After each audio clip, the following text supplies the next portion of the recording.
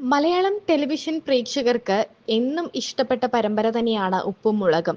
നമ്മുടെ വീട്ടിലെ കാര്യങ്ങൾ എന്ന് പറഞ്ഞുകൊണ്ടാണ് ഉപ്പും മുളകും നമുക്ക് മുന്നിലേക്ക് എത്തിയത്.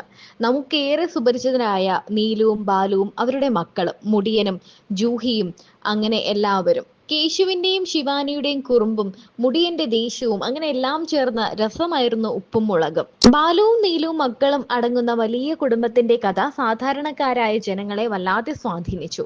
എന്നാൽ കഴിഞ്ഞ കുറച്ചു കാലങ്ങളായി പരമ്പരയിലെ താരങ്ങൾക്കിടയിൽ ഉണ്ടായ പ്രശ്നങ്ങളെ തുടർന്ന് അതിലെ പ്രമുഖരായ പല താരങ്ങളും മാറി നിൽക്കുകയാണ്. ഇതിനിടയിലും വളരെ നല്ല രീതിയിൽ തന്നെ ഉപ്പും മുളകും മുന്നോട്ട് പോകുന്നുമുണ്ട്.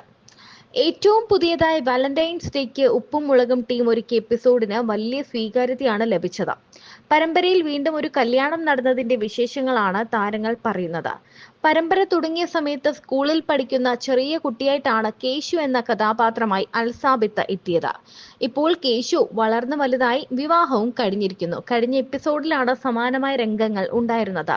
സ്കൂളിൽ പഠിക്കുമ്പോൾ കേശുവിന് ഉണ്ടായിരുന്ന ക്രഷാണ് അലീന ഫ്രാൻസിസ്. ഈ പരമ്പര തുടങ്ങിയ സമയത്ത് തന്നെ പലപ്പോഴും ശിവാനി അലീനയുടെ കാര്യം പറഞ്ഞ് വഴക്കിടുന്നത് നമ്മൾ എല്ലാവരും കണ്ടിട്ടുണ്ട് അല്ലേ? വാലന്റൈൻസ് ദിനത്തോടനുബന്ധിച്ച് അലീന ഫ്രാൻസിസ് കേശുവിന്റെ സമ്മാനവുമായി വരികയാണ്. വീട്ടിൽ ആരും അറിയാതെ കേശു തിരിച്ചും സമ്മാനം കൊടുത്തു. സമാനമായ രീതിയിൽ മെർലിൻ എന്ന കഥാപാത്രവും കേശുവിന് സമ്മാനം കൊടുത്തിരുന്നു. ഇത് രണ്ടും പൊട്ടിച്ചു നോക്കുമ്പോൾ ഒരേ സമ്മാനങ്ങളായിരുന്നു. രണ്ടാളും ഒരുമിച്ച് പറ്റിക്കാൻ വേണ്ടി ചെയ്തതാണെന്ന് എല്ലാവരും പറഞ്ഞു. ഇതിനിടയിലാണ് കേശു മെർലിനെ വിവാഹം കഴിച്ചു കൊണ്ടുവരുന്നത്. ക്രിസ്ത്യൻ ആചാരപ്രകാരം വിവാഹിതനായ ശേഷം കാറിൽ വീട്ടിലേക്ക് വന്നിറങ്ങുന്നതാണ് കേശുവും മെർലിനും.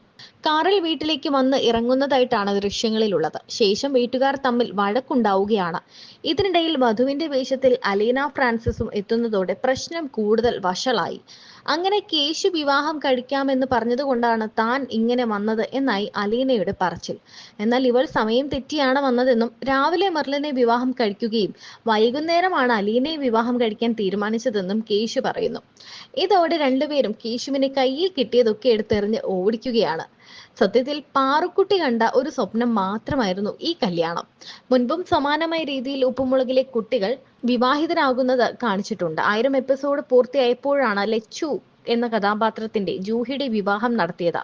ആ രീതിയിൽ കഥ അധികം മുന്നോട്ട് പോയില്ല. പിന്നീട് മൂത്ത മകനായ വിഷ്ണു എന്ന മുടിയന്റെ വിവാഹവും കാണിച്ചിരുന്നു. എന്നാൽ ഇവരുടെയൊക്കെ വളർച്ച അല്ലെങ്കിൽ വിവാഹമൊക്കെ ആയ സമയത്തിന് ശേഷം ഈ സീരിയലിന്റെ റീച്ച് കുറയുന്നതായിട്ടാണ് നമ്മൾ കണ്ടത്.